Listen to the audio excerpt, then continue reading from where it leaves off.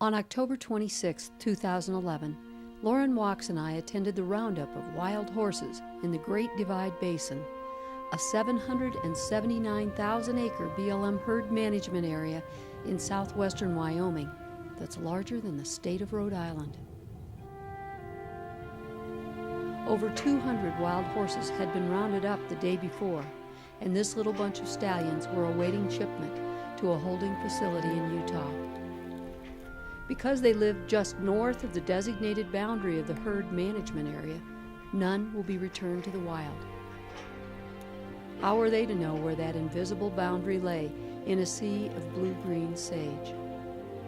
They roamed in a herd area originally designated for their use, but a place where BLM no longer chooses to manage them, and so they must go, all of them, their precious freedom lost forever.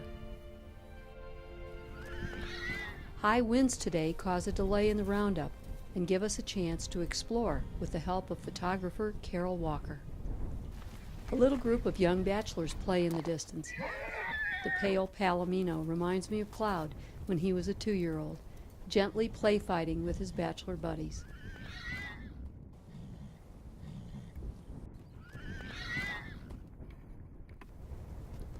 Nearby, a sorrel stallion appears to have gotten too close to the red dun band stallion, who signals his mares to move away.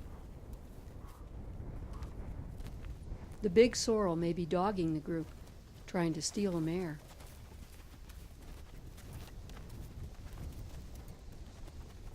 The bald-faced foal is one of many with bold facial markings.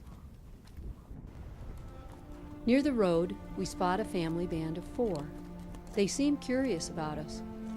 I doubt they've had much contact with humans.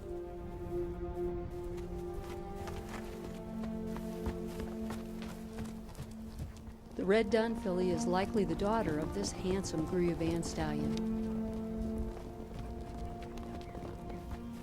The filly snorts an alert, and I wish them luck at evading the coming aerial assault.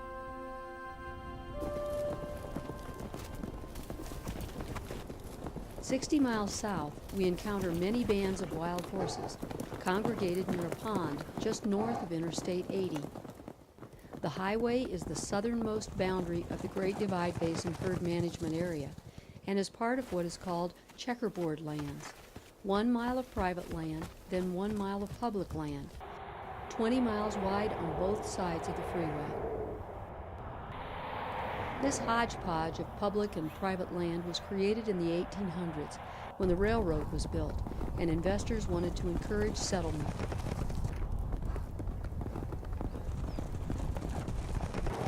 Nearly half of Wyoming's wild horses live in this corridor. Recently, the powerful Rock Springs Grazing Association sued BLM to have all these horses removed. It's unlikely that BLM will fight to keep the horses in the multi-million-acre corridor, so the Cloud Foundation and others successfully petitioned the court to participate in the lawsuit in order that the wild horses might have a voice in the debate.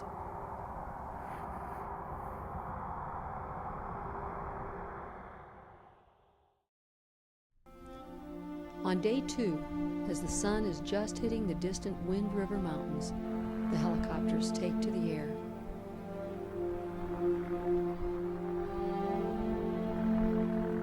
The place designated for us to observe the roundup is a half-mile away from the trap site on a wind-blown hill. Even with the best of telephoto lenses, the distant horses are shimmering dots. The private contractor is using 2 helicopters working in tandem. The choppers are sometimes out for an hour or more before we spot them again miles away. All the horses you see will be removed, every one of them. The BLM confirmed that at least some of the horses being driven in might have been roaming within the herd management area, and so might have had an opportunity, albeit a small one, to be released back to the wild. Perhaps the helicopter pilots, like the wild horses they chase, find it difficult to tell just where that elusive herd management area boundary might be. Every animal you see here will lose their family and their freedom because they were captured outside the managed area. Quickly the horses are sorted and the family unit is fractured. Mares are separated from their foals. Stallions are separated from their mares. One Mustang fights gallantly for freedom, but none are successful today.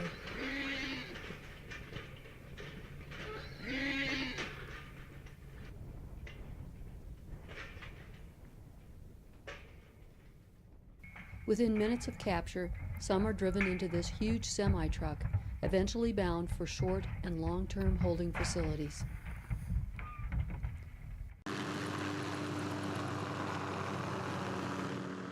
The helicopter is driving in a band on the hill behind us, and it's our only chance to see their sweat-soaked bodies and their desperate attempt to shake free from the giant, terrifying aerial predator.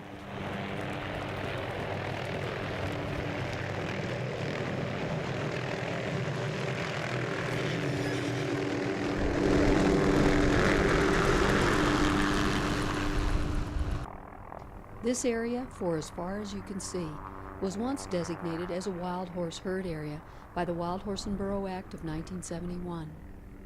But BLM didn't want to manage the horses on these bigger landscapes, so they created the smaller herd management areas. Now any horse in the larger herd area is hunted down as a trespasser. Caught in the crossfire are the fleet-footed little pronghorn antelope. Ironically, we were told that one reason wild horses are not managed here is because it's an important migration route for pronghorn.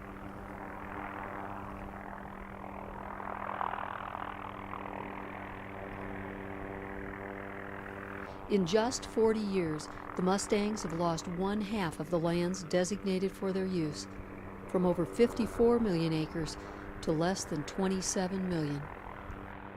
Only 11% of the acreage managed by BLM.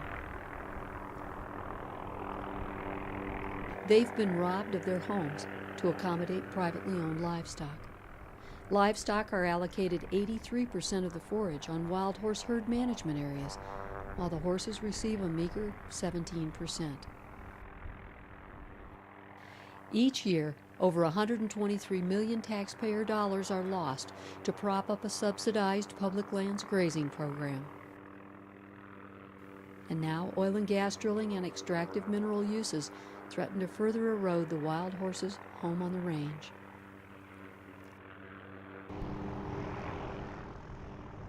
A Judas horse, trained to run for the trap, is released, and the wild ones follow. Two foals, unable to keep up with their mothers, run frantically through a barbed wire fence.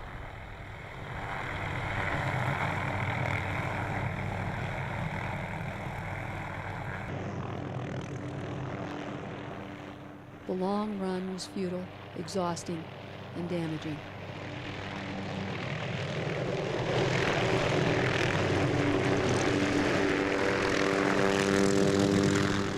But the worst is yet to come.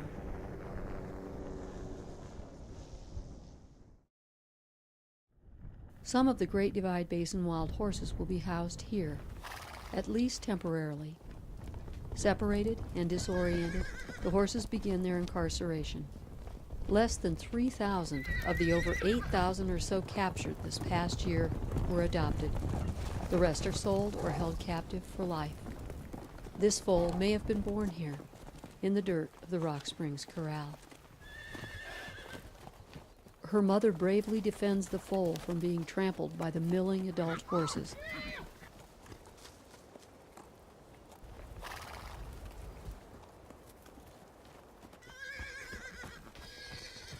What fate awaits this little lame one?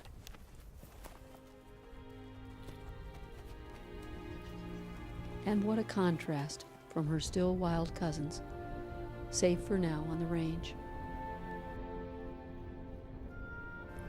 Miles away, the little family enjoys a warm fall day, oblivious of the danger that awaits. As long as there is one Mustang still living in the wild, we will be there, fighting for their right to live in freedom.